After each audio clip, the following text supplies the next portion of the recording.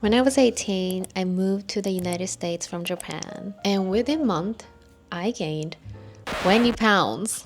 I was shocked. I had never been overweight in my entire life. In fact, I didn't even know that I can gain that much weight. After living in Japan, the US, and now Europe, I think I have some good ideas on how and why Japanese people are slim and how Japan escaped obesity as a society. So here's how I gained 20 pounds in like 2 months. So I was living in the dorm on campus and I had like 2 or 3 meal plan or meal ticket per day. One place that I always went to use the meal plan was this buffet style restaurant within campus. The other two were like cafe and a pizza place, and I'm not a huge fan of pizza, so that was the best option for me. And to be honest, the quality of food wasn't that good. And now looking back, I think I was trying to satisfy myself by consuming more. I was trying to make up the quality by consuming quantity. I just ate more and more and I grew bigger and bigger. And I think Japan as a society has this mindset of quality over quantity. After living in the US and Europe, I realized that many people have the exact opposite mindset. More quantity means it's worth the money. And I think this mentality of quality over quantity can be helpful if you are trying to stay fit or if you're trying to have a healthy lifestyle. So unfortunately, the crazy weight gain wasn't the only thing that had happened to me when I moved to the US. I needed to rush to the hospital because I started to have this intense pain on my jaw, and basically I had cavity. And I think a part of the reason is because everything in the US have more sugar. Actually, there's a study that shows that American people consume twice as much sugar as Japanese people annually. And looking back, when I was a kid in Japan, I was only allowed to drink soda or Coke, like those sugary drinks, on special occasion.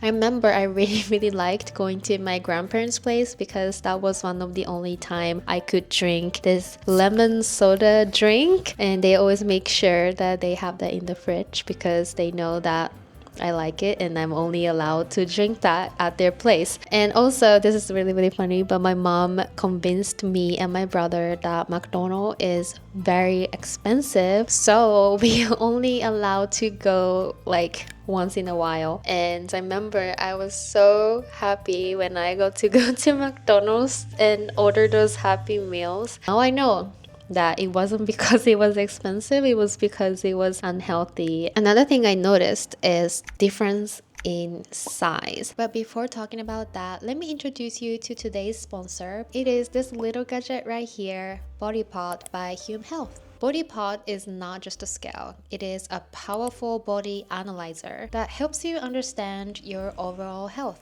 Not just your weight, but muscle mass, body fat, how your body reacts to food, stress, sleep, and many more. Knowing those information can help you start making informed health choices. I am very against just focusing on the number on the scale. I grew up competing in figure skating, and I grew this unhealthy obsession over the number on the scale. I honestly wish there was a gadget like this back then where you can see the full picture and celebrate small wins, like maybe increase in muscle mass or decrease in body fat. It's very simple to use it. You just step on it, hold the handles, and within seconds you get all your results sent straight to the app, which is free, by the way. Good metrics that you can focus on are muscle mass and body fat. Tracking these gives you a true picture of your health because weight alone can hide whether you're actually getting stronger or simply gaining fat. When you understand what your weight is made of, you can tailor your training, nutrition, and recovery to improve longevity, metabolism, and overall wellness. I love that you can see your metabolic age here. The goal is to get it lower than your real age, which can be a great way to motivate yourself. It is 98% as accurate as DEXA scan, which is the gold standard that clinics and doctors use. Plus, if you're in the US, it is also HSA and FSA eligible. If you use my code MAKO within the next 7 days, you can get an extra discount on top of their current sale and save up to 50%. The code is valid for only 7 days, so go check it out from the description below. Another thing I noticed is difference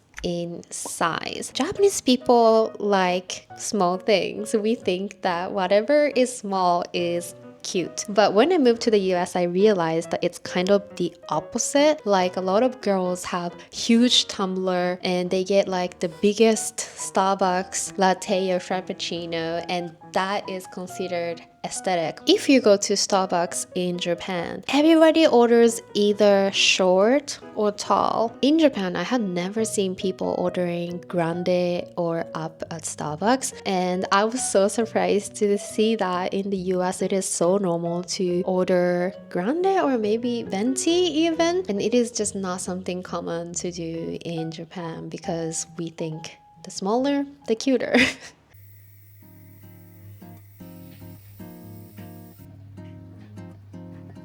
So on the campus, there was this buffet restaurant, and there was a chef that makes omelette for you, and you can customize the omelette, like you can put mushrooms and spinach and cheese, and it was really fun. But when I saw them making the omelette, I was so surprised to see the amount of oil. I think he was using this huge scoop of oil to make just one omelette. Americans consume roughly twice as much cooking oil per person compared to Japanese people. And I think it's something that you can pay attention to, and it is fairly easy to make the change if you are cooking by yourself, for example. I was at a very unique environment where I always needed to stay fit because I did figure skating. My mom really did her best to support my health goal, and she always tried to be creative with how she cooks vegetables and other type of food. For example, instead of frying on the pan, she did a lot of like steaming or boiling so that we don't have to use as much oil. She also used cooking sheets sometimes to be a little bit creative.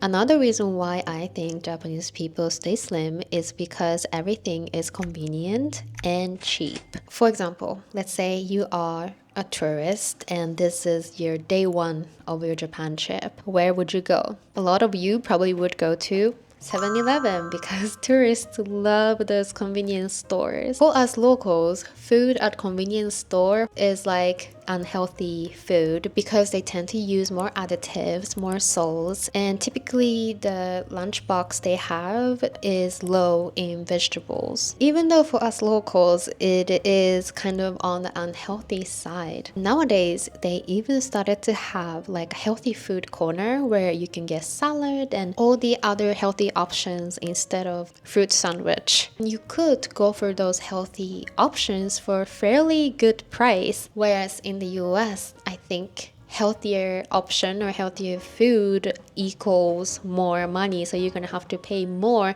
in order to get healthy food. Another important factor is education, and I talked about this on this channel many times. In Japan, if you go to public elementary schools, you are gonna learn about nutrition. You're gonna have cooking classes, which I had so much fun with. You're gonna eat school meals, and they're gonna teach you which dish of the day represents which nutrition. You're gonna learn how to intake different nutrition from different sources. I honestly love how they teach you from really young age, and I think every country should implement this. So last year I went back to the US to visit my friends. I try to visit them every once in a while, and I was gonna walk to the supermarket, and I was surprised that I was the only person walking and everybody else was in the car. And I think it's because just cities are designed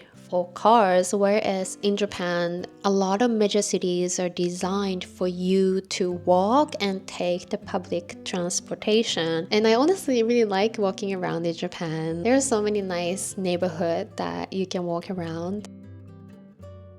So I talked about all good things about Japan, but not everything that Japan does is perfect. One major reason why a lot of Japanese people are slim is because of this huge societal pressure, especially for women. It is very, very normal for people to make comments about your appearances. It's very normal to fat shame other people. And even though I wouldn't say I am out of shape at all in the rest of the world, I still feel sometimes insecure when I go back to Japan because I know that I wouldn't be considered like fit in Japan. And there is a difference in clothing size as well. When I buy clothes in the US or Europe, I would usually go for small or extra small. But when I'm in Japan, I need to go for like medium or large. And some stores, they have this thing called free size. So they only have one size, and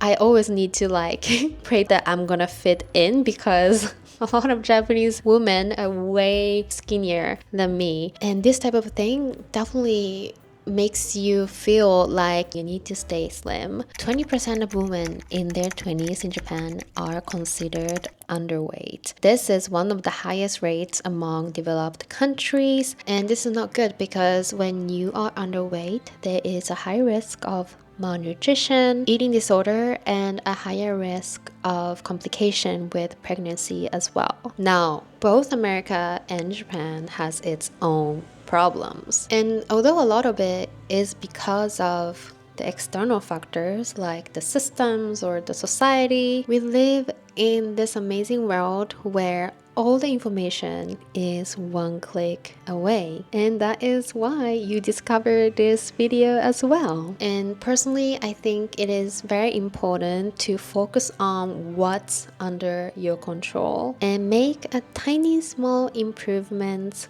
one day at a time. Thank you so much for watching today. Make sure to like and subscribe so that I can see you again in the next video. Bye!